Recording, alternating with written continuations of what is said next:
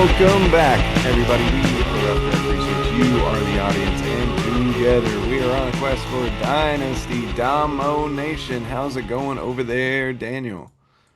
Oh man, it's really good. I made a list of all of my first round draft picks across all of my leagues, Ooh, and I'll tell you the distribution is pretty good. good. Yeah, feeling like I got a lot of darts, so ready to start tossing them, man. Getting into the Sweet 16 makes me feel like it's starting to materialize, starting to Yeah. get some deep emotional attachment to some of these guys. How are you doing, man? What's crack-a-lacking? Oh, for sure. Yeah, I feel you on the deep connection. Unfortunately, I don't have many first round picks. I went hard and tried to sell out for a couple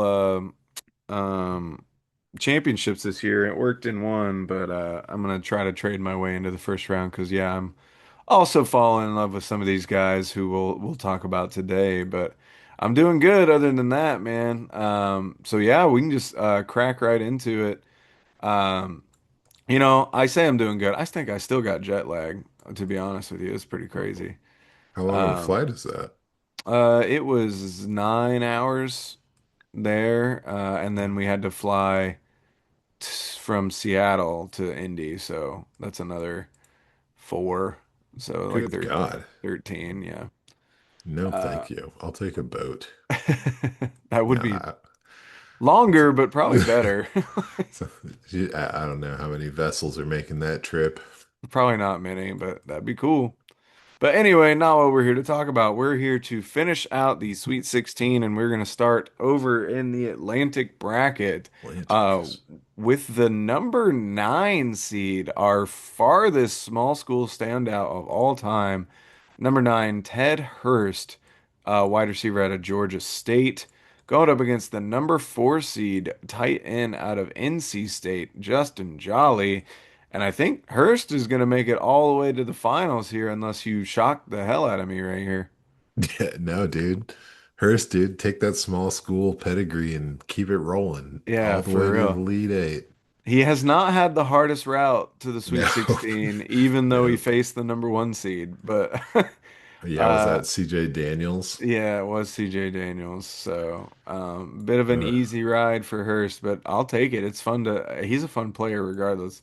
No, But he's we a can. ton of fun, dude. Yeah, super interesting sleeper candidate, potential second round rookie pick, and we'll see where he goes. I think he's going to surprise people with his NFL draft stock. But moving on to Justin Jolly, though, I do think he's an interesting prospect at tight end. He's pretty firmly in a tier below the top two guys. I think it's Oh Sadiq, yeah, yeah, and then maybe even a tier break with Stowers, and then another tier break, and you could throw in like Jolly and Max Clare into that third tier. for Um, sure. but due to his like Jolly's size and limited production, like at a smaller school, it's easy to be worried about like his potential. He also lined up in the slot over 50% of the time for his entire career. And like for reference, for somebody that was a receiving threat really only in Harold Fannin last year, who's like a similar size, Fannin was only in the slot for like 30% for his entire career. So like feels like Jolly's more pigeonholed into like that style of receiving tight end. Um, and he'll need to develop more tools to succeed at the NFL level to me. But for a guy that's already transitioned from linebacker to running back to wide receiver to defensive end to tight end, that probably shouldn't be too terribly hard. No, He's no, been, it's gonna be hard. It's no way. but Oh no, no, I like that. I like I'm trying to think, and here I go. I'll just say I did like Justin Jolie. He was a hell of a receiving threat. But this is just another guy. Like, how deep do you have to get in this class before you find a guy who can just line up in line? You know what I mean? yeah, for real. So the usage, like these guys are great receiving tight ends, but Hmm. are they pro level? You know what I mean? Can they do what it That's tough. takes? Can Jolie get out there and do it? I don't know. His routes were like extremely repetitive. Hmm. They were a little bit rounded. It was like weirdly the repetition of it all almost looked like discipline, and it was extremely successful because it was extremely predictable where he was going to be, and it Hmm. worked well. With his quarterback, and the production is consistent. But if you let an NFL linebacker know that your game's that predictable, you're just going to get completely destroyed. Like I don't know if he Hmm. has the X factor on the field to hold down any kind of production at the next level. I got scared off. I got real scared off just because I couldn't envision typical usage. And like you're saying, like you're going to go out there and be a receiving guy. I didn't see Isaiah Likely. I didn't see Harold Fanning when I watched Justin Jolie's out there. So I was just getting scared on him, man. I don't know if he's got NFL potential. It's like a down tight end class, if you ask me, as far as like traditional stud guys. I think Yeah. he's kind of like riding in the back seat of a rickety tight end automobile right now. I don't know what that means. I mean, I could see that. I think the most likely career path for him is to start out as a tight end to receiving threat option on an NFL roster, and then the hope is that he develops into more, but likely doesn't. Like maybe we see the Isaiah Likely He said uh likely again.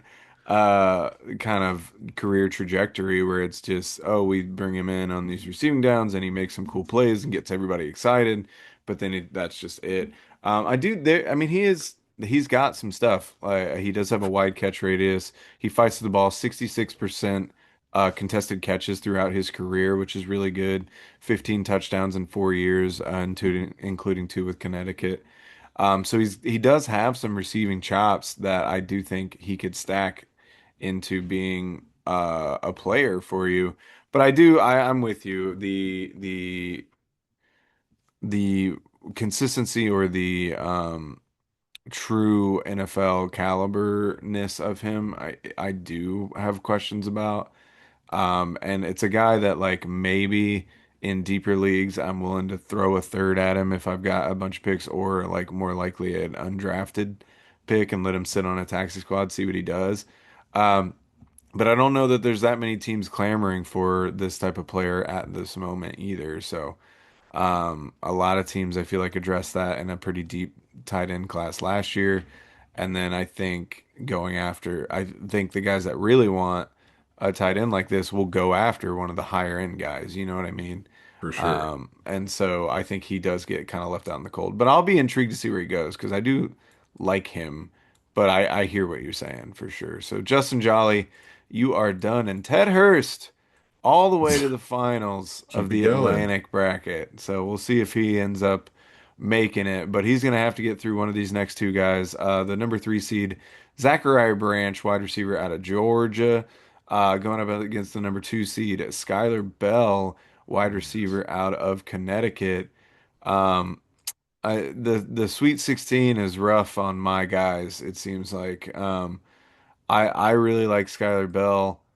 But it's hard for me to make a strong enough case to really put him over Branch. I think they complement each other's weaknesses well, if that makes sense, in terms of trying to match them up against each other. Most places you look have Branch higher or slightly higher than Bell, and then but then like places like PFF and a few others have Bell actually ranked above Branch. So there's a lot of back and forth between these two guys. Branch is touted as being more explosive, but when you look at their combine numbers, they're not really that different. 4.35 for Branch, a 4.4 flat for Bell, 78th percentile burst score for Branch, and 98th percentile burst score for Bell. So if you were to just look at that on paper, you would say they're either the same or maybe Bell has an advantage in terms of burst. But I think that's where the comparison stops. Because when you turn on the tape, uh, even though Bell is obviously a great athlete with some speed and quick movement, Branch is clearly the more explosive of the two when you actually watch the film. Yeah, I couldn't agree more. I'm a big fan of Branch. I was sad to see him lose this matchup, but I'm now surprised to see him win this matchup. Is that where we're going with this, Captain? I had a question mark on I, Branch. yes, I had Skylar Bell winning. Okay, interesting. So since you're the one that is undecided, perhaps it would be a good time for you to decide because I've made my decision. Okay. Well, I mean, it's tough. You look at their weaknesses, and they both have some pretty obvious detriments to their game. Branches is obviously his size at Size, 177, big five time. nine. That's not going to allow you much wiggle room for error at the NFL level. But then you look at Bell. He's not that much bigger, but he does have a bit more size to him to kind of fit, and they both fit in that like slot type role. But Bell, it's drops are far and away his biggest issue. He's had 24 drops in 4 years with significant playing time, which is 10% of the time he's dropping the ball. That's a horrifying number. And you look at Branch and he only has seven. So you got to ask yourself, like, which of those seems easier to overcome? You would think it would be the drops just because you can't really work on size too much. But in this NFL today, I don't think size is as big of a detriment as it potentially used to be. So I don't know. That's hard. I don't know which one to throw out the window there. Bell has had like higher production numbers, but Branch has had higher end competition. So again, it's hard to really determine based on that. Bell seems like potentially like maybe a higher floor, while Branch Yeah, has the way crazier extreme upside. And then Bell still though profiles as like a strong two at the yeah, NFL and a pass happy offense. He could be super valuable in terms of fantasy.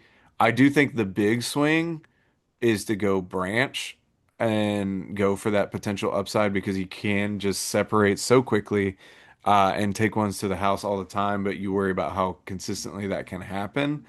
But then you look at Bell on tape and he really does just seem uncoverable sometimes. Like I think his route running is really on point. And there's a lot of times he's streaking open down the field and he still just doesn't get the ball. I don't know if that's Connecticut and the way they play their offense.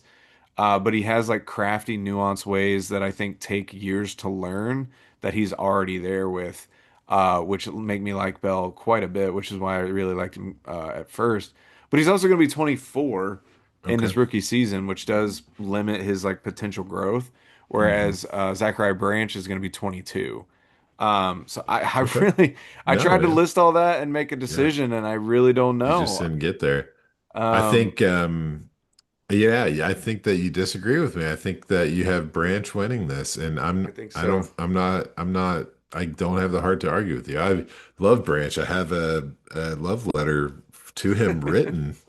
Um, but instead, I'll just tell you, I mean, he's just physical. Like Yeah. his size, you talk about them being similar in size, and that's somewhat true. Um, but I think that Bell has got an ample size advantage. 15 pounds is huge when you're one of the guys is 177 and the other is 192. So for them to have similar speed, and then for him to have the burst, and it shows on the screen. Like when he has the ball in his hands, he physically dominates people. He uses his speed and agility, and he creates after the catch. And the competition level really made it probably easy for him to do that.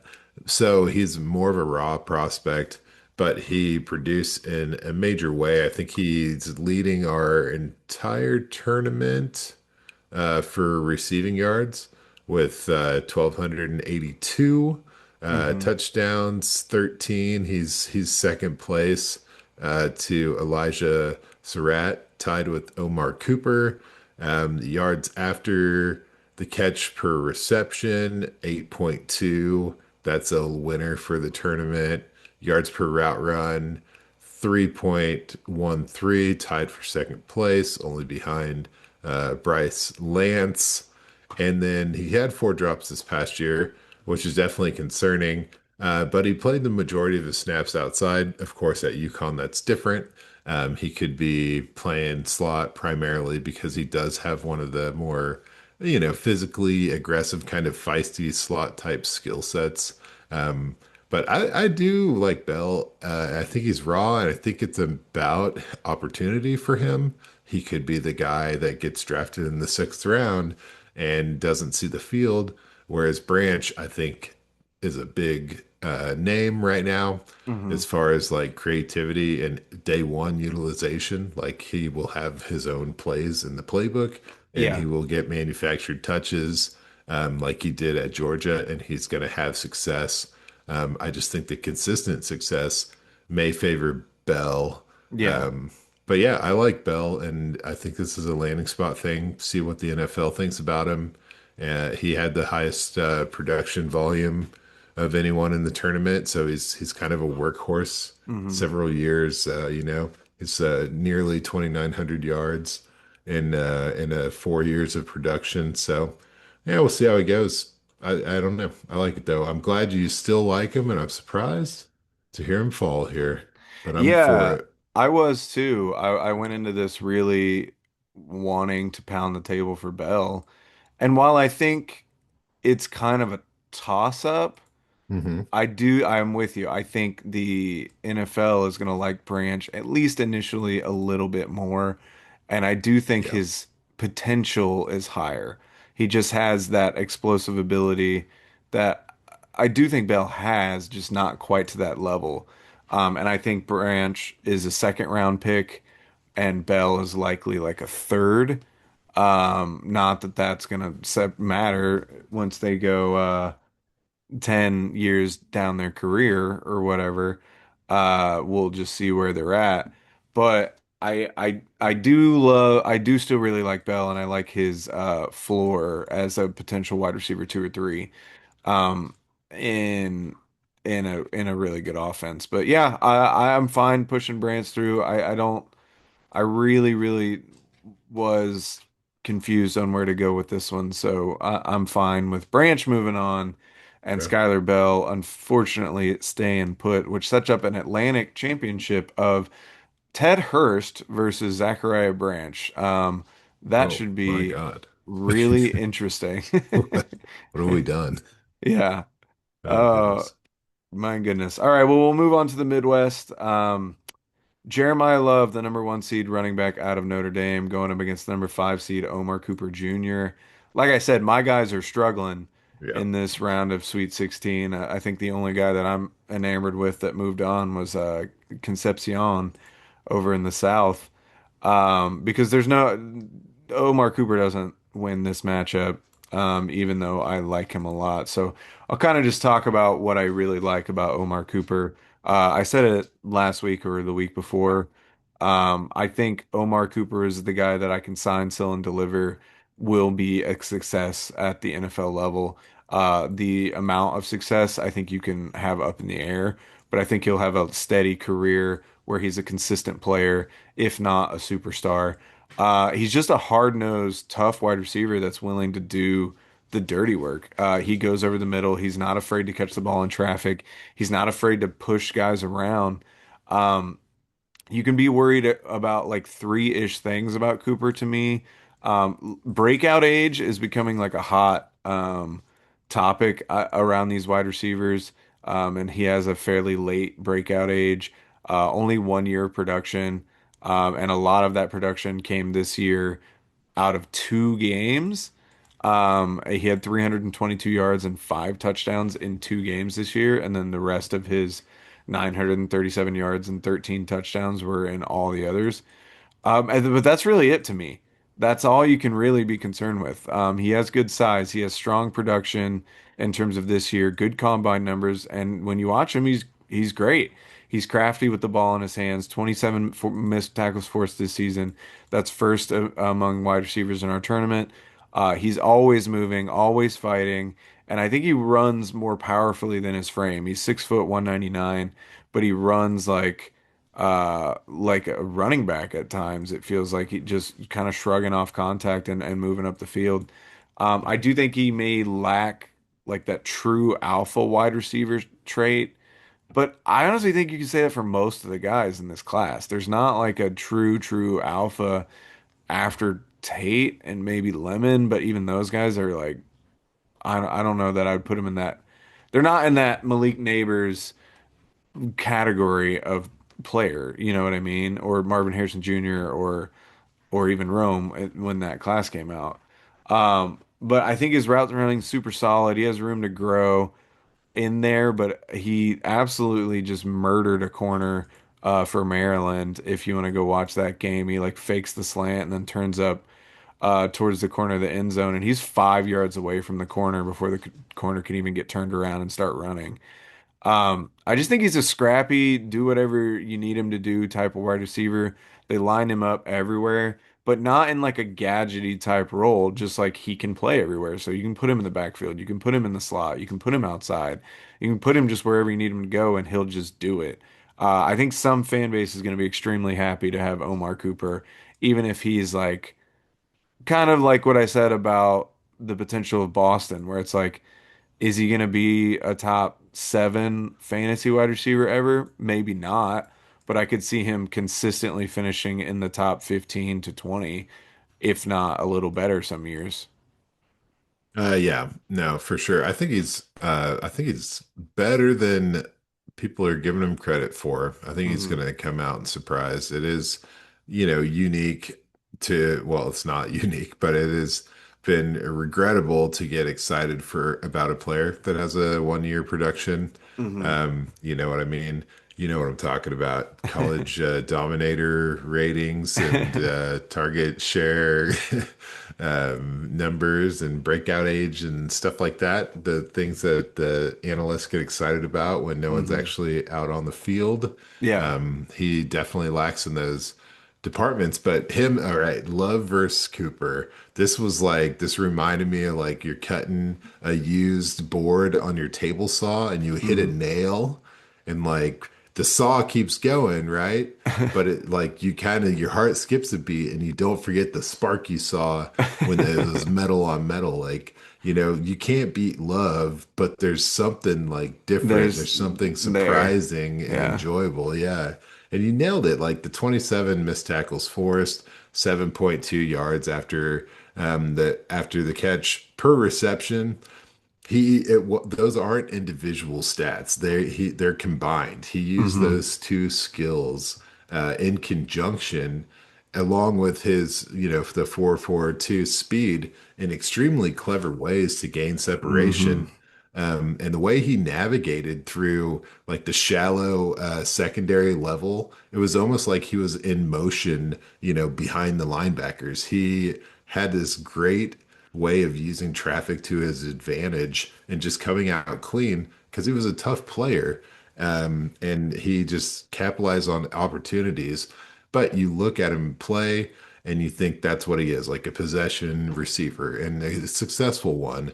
If you look at the breakdown of his actual receptions, he had 274 yards and four scores on eight deep catches. So he Hmm. does have deep ball over the top to him as well. And that's another thing that the speed warrants, but it's really the mental, like the understanding of his skills and how they apply to the environment that he's in that creates a success.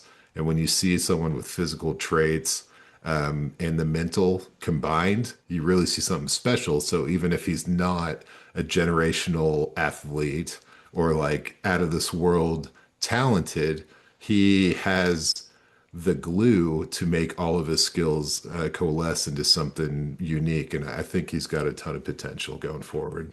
Yeah, I think you said it beautifully there. I couldn't agree with you more. Like he just has everything that you would want for a wide receiver at the next level. Maybe not your like superstar, super duper star or whatever, but he has all the tools to make whatever situation he gets put in work. And yeah, I think he can take the top off of defense when you need him to. I think he can play underneath. I really like him. He's going to be a guy I'll try and target in drafts. It'll be interesting to see where he goes and where the NFL values him and where he's going to end up going in the rookie drafts. But you're right. You can't beat Jeremiah Love at this stage. So Jeremiah Love moving on to the Midwest finale, and Omar Cooper finishing in the Sweet 16. All of the IU boys are now out of the tournament, unfortunately. We go into our last matchup of the Sweet 16 total and the last one of the Midwest, and that is the number 6 seed Jadarian Price, running back out of Notre Dame, going up against the number 2 seed Carnell Tate, wide receiver out of Ohio State. Uh, Carnell Tate definitely running away with this one. Um, Yeah. Part of me is slightly worried that we're doing the Roshan Johnson stuff with Jadarian Price, if that makes Uh-huh. sense. Like, oh, he's got Bijan and he Uh-huh. was still performing, and I'm like, do teams not ease up Stop. the run defense when Love Oh is my out? And God. then I watched a game and it's like, okay, yeah, Price is facing like 5 yard or 5 person boxes all the time. Whereas I don't Look know. how many of his touchdowns are in the fourth quarter. Yeah, like It's it, it is what it is. it's pretty crazy. But regardless, Price is a physical runner. He does push through contact, and he is a little bowling ball, especially for being only 203 pounds. Slightly concerned that like that smaller size, the balance may not be as good at the NFL level. But he doesn't avoid contact. But he can if necessary. Like I do think he has good, quick footwork and he processes blocking super well. He can bounce in and out of holes really effectively. I don't know that he's a game changer though, that people want him to be. I think we're all grasping for straws for this running back too, just trying to get attached to somebody outside of Jeremiah Love. And to be honest, the more I watch this class, the more I think it is Love and just a bunch of committee guys behind him. Like, I hate saying that. I want there to be another guy, and I'm sure one of them will break out and be better than I expect. But Which one? exactly, like it's a coin toss, and I think Price has some nice traits, but I think his most likely NFL career is like a great RB2 and a good RB1 in a pinch, which I'm not sure is worthy of a first round rookie pick. I know it's killing me, man. Um, I see the same thing you're seeing. I put on the film and I'm like, okay, very solid vision, Hmm. maybe elite change of direction speed. And yeah, that worked together well. 6 yards per carry, 11 Hmm. scores on only 113 touches. Got really nice contact balance for a guy under 205 pounds. Hmm. Um, and it's kind of cool. He showed a lot of eye-popping runs, his ability to get to the outside, pretty awesome. Nearly 4 yards after contact per attempt. 45% of his yards were on breakaway runs, but then the guy that's light is running a 4.49. That's Hmm. not a dagger in the heart or anything. But the thing that kills me is he only had 20, like under 20 career receptions. Hmm. Um, and so obviously that's a love thing. Yeah. You can't go out there and get those premium touches. But like if you can't, then you won't. Hmm. I think he's just getting kind of a very big bump from the lack of competition in this class, like you're saying. And it does feel like a leap of faith to pursue him at this point.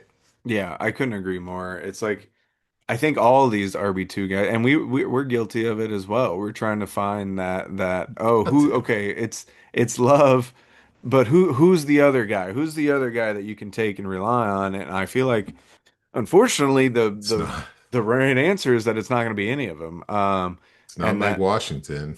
yeah, exactly. And, we both like Not our Nicholas Bryce. Singletons here and our Singleton. Emmett Johnsons There there, you go. but Don't say that all name of too them loud. all of them have their problems. And it's just gonna be interesting to see what happens. But yeah, it's hard to evaluate Jadarian Price to me because I do think like I was literally pausing every time they showed the like upfield angle to see like, okay, how many people is he actually going up against? And it's like almost always it's like three linemen and a couple linebackers. Yeah. And you're like, okay, well, you can only run against who you can run against, and the way he looks is still the way he looks. But I don't know. But for what it's worth, he is in like Daniel Jeremiah's top 50 players. PFF likes him. He's in the top 60 for PFF. So we'll see. I worry that, yeah, we're bumping these guys up because this running back class is so bad, and not so bad, but is just lacking like that X Yeah. factor talent outside of the one guy, and I worry about that quite a bit. If he falls to the second round, I'll be much more willing to swing on him, but Yes. it doesn't feel like he's gonna because running backs are so highly valued in Dynasty.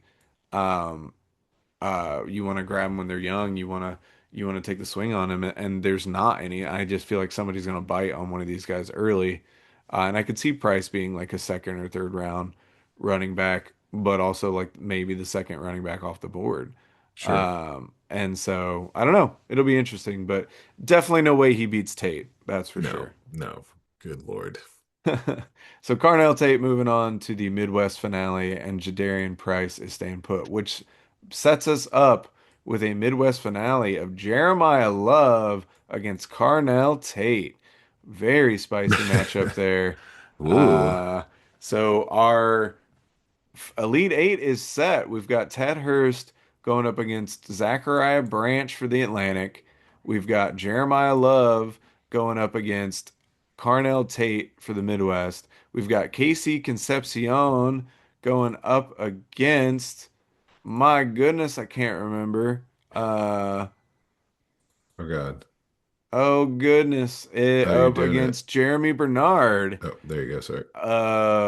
For the South, and then we got Jordan Tyson up against Makai Lemon for the West. Gonna be interesting for the Elite Eight, but we will burn that bridge when we get there. So until then, we've been Rough Draft Research. You've been the audience, and we'll see you next time. Stay frosty. Fuck. I took a lead shot on